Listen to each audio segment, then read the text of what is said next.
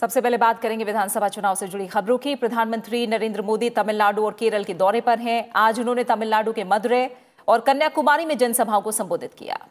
प्रधानमंत्री ने तमिलनाडु के विकास के वादे से लेकर विपक्षी दलों को आड़े हाथों लिया। उन्होंने कहा कि डीएमके और कांग्रेस ना तो सुरक्षा की गारंटी देंगी और ना ही गरिमा की। प्रधानमंत्री ने कहा कि डीएमके और कांग्रेस के पास बात करने के लिए कोई वास्तविक एजेंडा नहीं है। कांग्रेस डीएमके खुद को तमिल संस्कृति के एकमात्र रक्षक के रूप में दिखाते रहते हैं, लेकिन तथ्य कुछ और ही बताते हैं। DMK and Congress will not guarantee either safety और dignity for you. The law and order situation will suffer under them.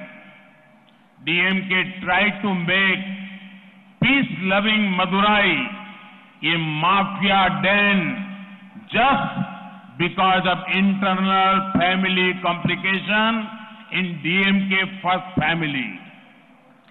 Madurai teaches us important lessons on empowering Nari Shakti. DMK प्रमुख एमके स्टालिन ने पेराम्बलूर में आज एक चुनावी rally को संबोधित किया। उन्होंने तमिलनाडु की सत्ताधारी एआईएडीएमके सरकार को निशाने पर लिया। एमके स्टालिन ने अरवाकुरुचि में कहा कि उन्होंने आपातकाल का सामना किया है, इसलिए वो खुद और उनकी पार्टी के कार्यकर्ता आयकर छापों से नहीं डरते।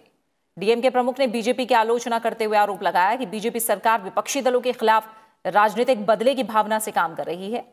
उन्होंने बीजेपी पर एआईएडीएमके और उनके नेताओं को बचाने के आरोप भी लगाए।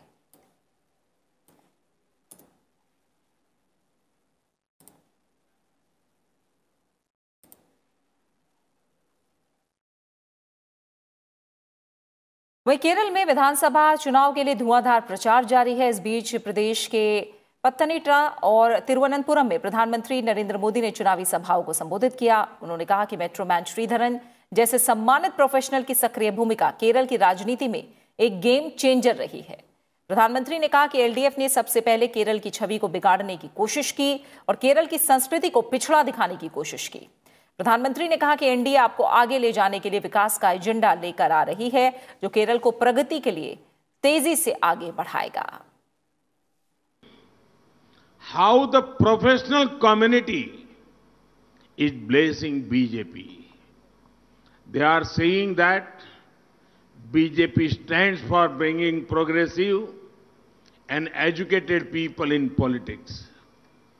The active presence of a respected professional like Metroman Sridharan has been a game changer in Kerala politics. A man who achieved so much over the years, who made India's progress faster. He has preferred BJP as a means to serve society. Kerala had decided this time BJP and NDA. BJP के वरिष्ठ नेता और केंद्रीय गृह मंत्री अमित शाह ने दावा किया है कि इस बार बंगाल में प्रचंड बहुमत से कमल खिलने वाला है और ममता बनर्जी खुद नंदीग्राम से चुनाव हार रही हैं। पश्चिम बंगाल में तीसरे चरण के लिए प्रचार अभियान में जुटे अमित शाह ने आज चुनावी सभाएं और रोड शो किए। कूच बिहार के सीतलकुची में एक जनसभा के दौरान अमित शाह ने कहा कि 2 मई को टीएमसी सत्ता से बेदखल हो जाएगी और ये बात पहले 2 चरण के चुनाव में जनता ने परिवर्तन के लिए बीजेपी के पक्ष में भारी मतदान करके स्पष्ट कर दी है।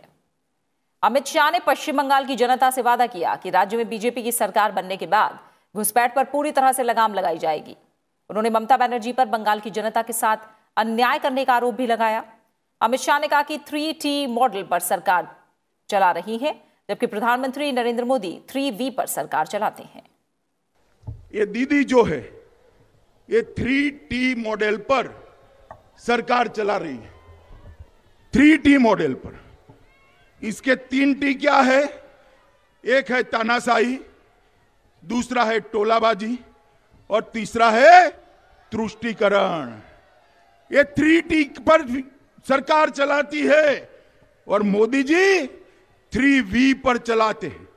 पहला है विकास, दूसरा है विश्वास और तीसरा है व्यापार, ये 3 वी के आधार पर हम बंगाल का विकास करेंगे। दूसरी तरफ तृणमूल कांग्रेस के अध्यक्ष और मुख्यमंत्री ममता बनर्जी भी पश्चिम बंगाल में टीएमसी की सत्ता में वापसी के लिए पूरा जोर लगाए हुए हैं। कूच बिहार जिले के दिनहाटा निर्वाचन क्षेत्र में एक रैली को संबोधित करते हुए ममता बनर्जी ने अमित शाह के दावे को गलत बताया। उन्होंने दावा किया कि वो नंदीग्राम विधानसभा सीट से दमदार जीत दर्ज करेंगी। इसके साथ ही उन्होंने ये भी कहा कि उनकी जीत के साथ साथ टीएमसी के बाकी उम्मीदवारों को भी जीतना होगा और 200 सीटें हासिल करनी होंगी ताकि वो सरकार बना सकें। ममता बनर्जी ने कहा कि उनकी सरकार ने उत्तर बंगाल के विकास के लिए काम किया है। उन्होंने अपनी सरकार की उपलब्धियां भी गिनाई। ममता बनर्जी ने बीजेपी पर लोगों को बांटने की राजनीति करने का आरोप लगाया। उन्होंने सार्वजनिक उपक्रमों के निजीकरण के लिए केंद्र सरकार की नीतियों की आलोचना भी की।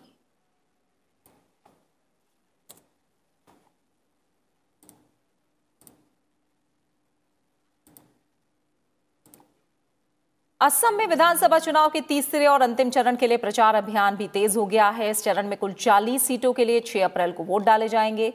बीजेपी अध्यक्ष जेपी नड्डा ने आज असम में कई चुनावी सभाएं की।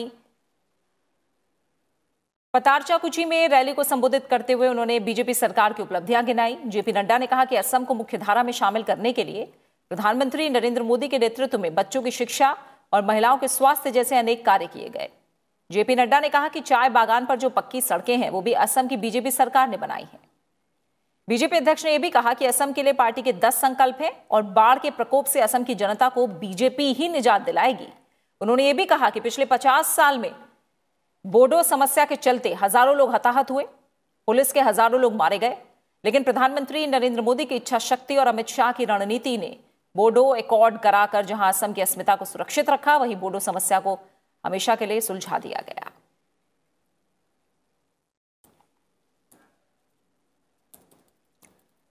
कांग्रेस के स्टार प्रचारक और पार्टी की महासचिव प्रियंका गांधी वाड्रा का आज असम का चुनावी दौरा रद्द हो गया। प्रियंका गांधी ने ट्वीट करके बताया कि हाल में कोरोना संक्रमण के संपर्क में आने के चलते उन्होंने असम का दौरा उन्हें रद्द करना पड़ा।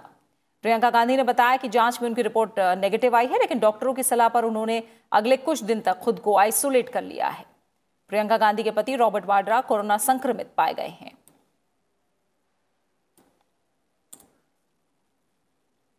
असम में करीमगंज जिले के राताबाड़ी विधानसभा क्षेत्र में मतदान केंद्र संख्या 149 पर दोबारा वोटिंग कराई जाएगी। निर्वाचन आयोग ने इस पोलिंग बूथ पर फिर मतदान कराने के आदेश दिए हैं। कल दूसरे चरण का मतदान पूरा होने के बाद एक निजी वाहन में ईवीएम ले जाने की घटना के बाद यह फैसला लिया गया। घटना के लिए जिम्मेदार पीठासीन अधिकारी सहित 4 मतदान अधिकारियों को निलंबित भी कर दिया गया है। हालांकि जांच के दौरान ईवीएम की सील सही पाई गई, लेकिन सावधानी उपायों के तहत इस मतदान केंद्र पर पुनर्मतदान कराने का फैसला लिया गया है। आयोग ने इस संबंध में विशेष पर्यवेक्षक से रिपोर्ट भी मांगी है।